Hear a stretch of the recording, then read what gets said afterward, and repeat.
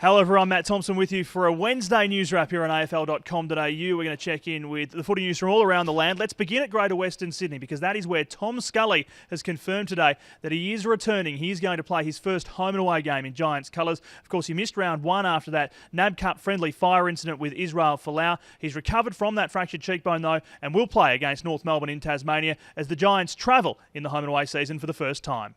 It's healed up really well. I've spoken to the doctors and the surgeons and given me all clear. So, feeling really good and confident. So, we've got a session now and I suppose it'll get tested in there. But, I'm really confident that I'll be right to play.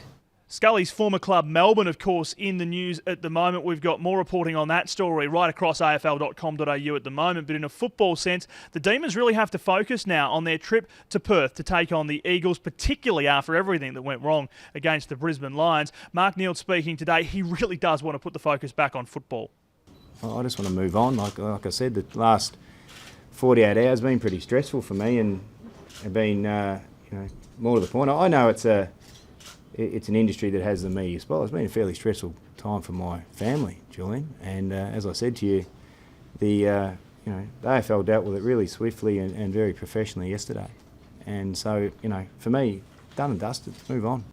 The Demons are headed to Perth. The Dockers are headed out of there to Sydney to take on the Swans. Of course, Hayden Ballantyne has been in the news this week following everything that he got up to against the Cats on Saturday night. We've been calling him the serial pest, but let me tell you, Ross Lyon doesn't seem too bothered by it all. He's just told Hayden the one thing that he wants to fix is for Hayden to stop staging for free kicks.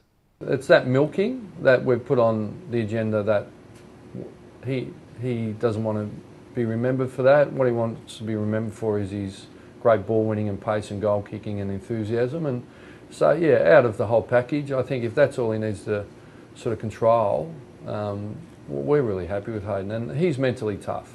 In Brisbane, it's all systems go for tomorrow night's clash with the Blues, but there's some more good news for the Brisbane Lions. Confirmation, approval for Jonathan Brown to make his return in round 3. A relief for the Blues, I guess, that it's not this week. No, there was a proviso on that approval, and it was approval for next week. So it's good. We've done all the tests that are needed to get done, and he's in a good space. He looks nice and fit. Apart from obviously that 7 days that he had where he couldn't do anything, all those 3 or 4 days he couldn't do anything. He's been doing anything. So I think he's just more of a cage lion at the moment. Very impressive.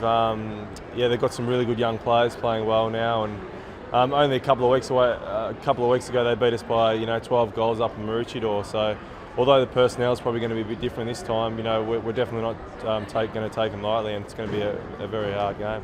So no Brown tomorrow, but still the Blues are very wary of the Lions. We've probably had a bit of trouble with Jonathan in the past, but in saying that, Merritt's playing really well up forward, and Leuenberger's given them a good target. So they've certainly got some more avenues to goal, definitely. And of course, Saturday night, it is the Pies and the Tigers at the MCG. What's going to happen there?